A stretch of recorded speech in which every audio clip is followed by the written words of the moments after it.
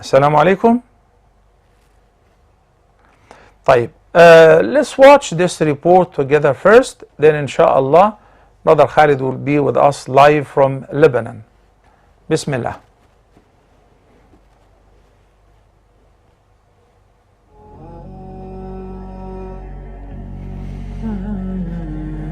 What is happening after my trip to visit the refugee camps in Lebanon, Biqa, Beirut, Saida and Arsalan?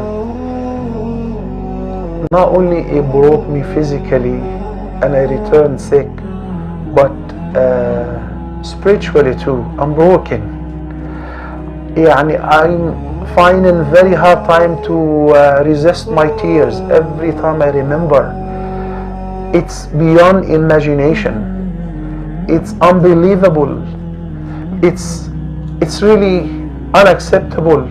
I don't know how we will stand before Allah the Almighty when we are the nation, the Muslim Ummah, which waste food and throw leftover in the dumpsters more than any nation on earth, more than Americans and Europeans. And we have like over 1 million refugees on the borders between Syria and Lebanon. Cannot find food. They go to sleep hungry. When we took some videos and we showed you the boys and the girls barefooted in the extreme cold or wearing sometimes different shoes in each foot or sandals and torn apart.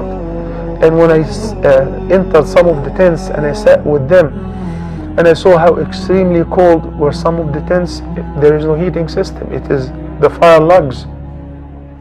And what do they eat?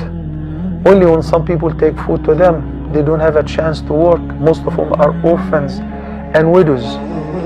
Some of them spent 11 years in this unbelievable condition, in this under its extreme cold weather. Unbelievable. Wallahi, ليس رأي كمن سمع. No matter what I tell you, it's never like what you see. One sister was telling me she's looking after 4 orphans, and she says that in Syria we used to have a big farm and couple cars and a nice house. We've been living in this place for 7 years in a tent. And you know, wallahi, every time I say I'm sorry to hear that, may Allah bless, she says we're fine, we're very fine.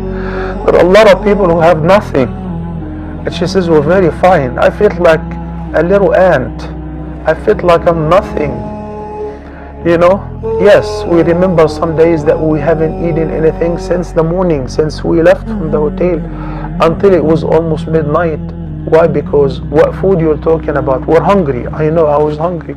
But when you see what you see, you know, your attention is diverted. إِنَّمَا الْمُؤْمِنُونَ إِخْوَةٌ. The believers are but brothers.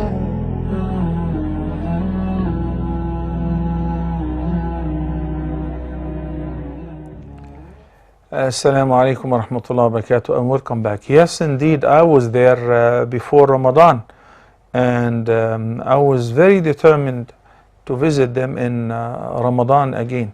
Khalid yesterday was able to make it, and over the video conference he asked me that I cannot fast because too much work of the distribution of the food, so can I skip fasting? He said, you're musafir, you're allowed to skip fasting. It is very tiring, and it is very, as far as emotions, it is very burdening. So the link is posted on my page and on the YouTube channel and on my Facebook page as well.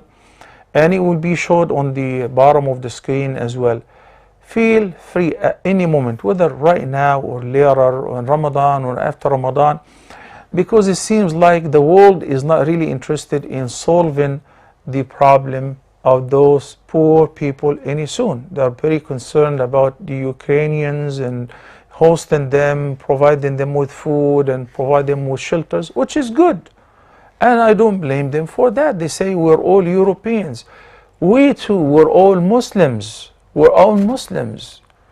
If they take care of their fellow European citizens, then we as Muslims, the Ummah that Allah the Almighty said, Ummatukum Ummah Wahida, your nation should be one single united Ummah, is more worthy.